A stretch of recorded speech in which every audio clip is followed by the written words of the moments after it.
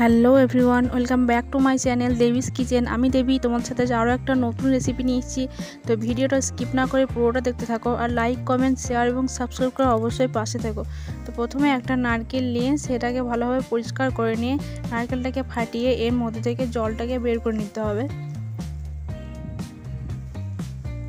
জলটা বের করে নেওয়ার পর এখন দেখো নারকেলের ভেতরটা পুরো ফ্রেশ, একদম সাদা। তারপর নারকেলটাকে একটা খোঁড়ার সাহায্যে এভাবে খুঁড়ে নিতে হবে।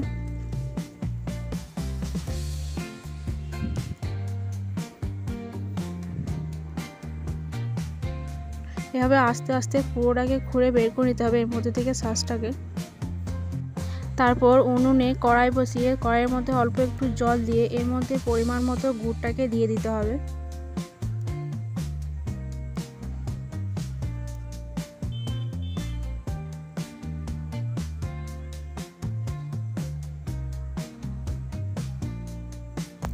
তারপর এটাকে কিছুক্ষণের জন্য নাড়াচাড়া করে ফুটিয়ে নিতে হবে।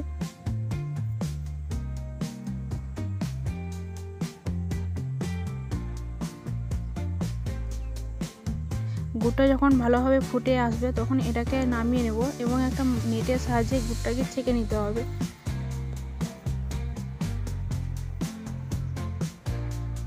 গুড়টাকে এভাবে ফুটিয়ে ছেঁকে নিলে এর মধ্যে থাকা নোংরাগুলো বেরিয়ে যায়, তাই গুড়টাকে ফুটিয়ে নিয়ে জিনিসটা করা ভালো।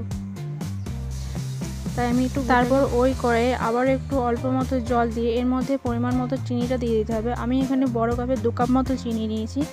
তো এখানে চিনিটা দিয়ে জলের সাথে এটাকে কিছুক্ষণের জন্য নাড়াচাড়া করে চিনিটাকে গলিয়ে নিতে হবে। আমার এখানে জলের পরিমাণটা একটু কম মনে হচ্ছে, তাই আমি এখানে আরও একটু জল দেবো।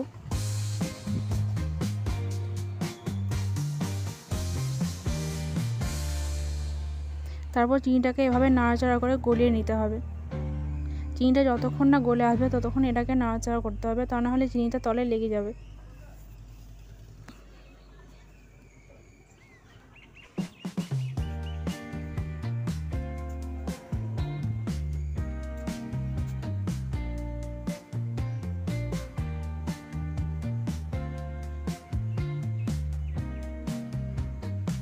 গুড়ের সাথে অল্প একটু চিনি দিলে নাড়ুটা ভালো হয়, তাড়াতাড়ি টেনে যায়, মরে যায়, সেই জন্য আমি এখানে অল্প একটু চিনি দিলাম।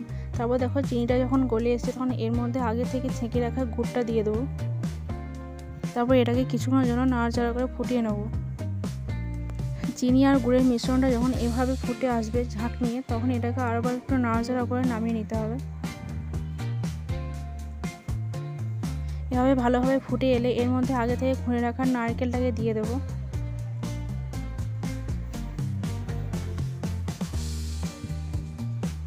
তারপর এটাকে আবারও কিছুক্ষণের জন্য নাড়াচাড়া করে ফুটিয়ে নেব।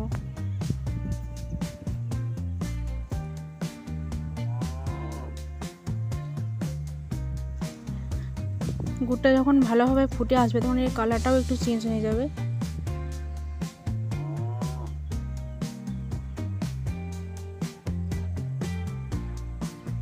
এখন দেখো গুড়টা অনেকটা ঘন হয়ে এসেছে, তো আমি এটাকে চেক করে নেবো যে এটা ঠিকমতো পরিমাণটা হয়েছে কিনা আর পাকটাও ঠিকমতো হয়েছে কিনা, যাতে নাড়ুটাও ভালোভাবে বাঁধা হয়। তো এটাকে আমি আবার একবার চেক করে দেখে নেবো একটু জলের সাহায্যে যে এটা গুটি বাঁধছে কিনা।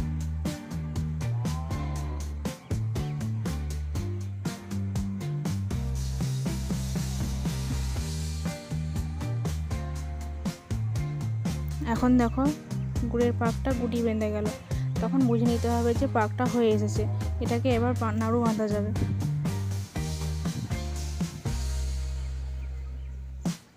তারপর কড়াইটা উনুন থেকে নামিয়ে নিয়ে এভাবে কড়াইয়ে ঘেঁটে ঘেঁটে মিশ্রণটাকে ঠান্ডা করতে হবে।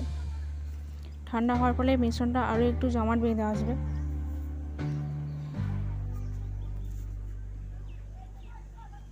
যতক্ষণ না এটা আরও একটু ঘন হয়েছে ততক্ষণ এটাকে অনবরত নাড়াচাড়া করতে হবে।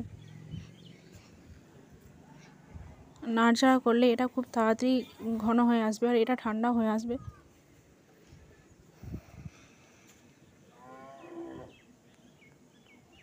এখন দেখো অনেকটাই জমাট বাঁধা মতন হয়ে এসেছে, তো এটাকে আরও একটু ঠান্ডা করে নেবো নাড়াচাড়া করে।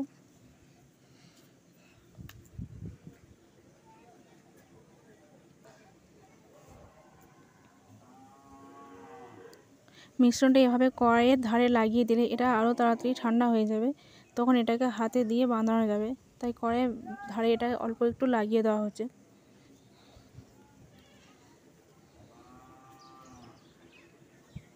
এখন দেখো এভাবে একটা থালার মধ্যে নিয়ে 2 হাতে করে এভাবে গোল গোল শেপ দিয়ে এটাকে তৈরি করে নিলে হয়ে যাবে গুড়ের নারকেল নাড়ু।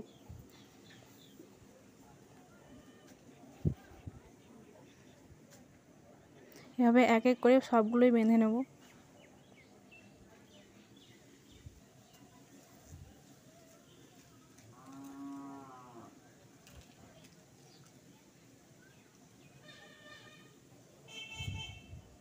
এখন দেখো অনেকগুলোই বাঁধা হয়ে গিয়েছে। তো ভিডিওটা কেমন লাগলো অবশ্যই কমেন্টে জানাবেন, আর এরকম নতুন নতুন রেসিপি পেতে চ্যানেলটাকে অবশ্যই সাবস্ক্রাইব করে রাখবেন। আর নেক্সট কোন রেসিপি নিয়ে ভিডিও দেখতে চান অবশ্যই কমেন্টে জানাবেন, আর সাবস্ক্রাইব করে অবশ্যই পাশে থাকবেন। ধন্যবাদ।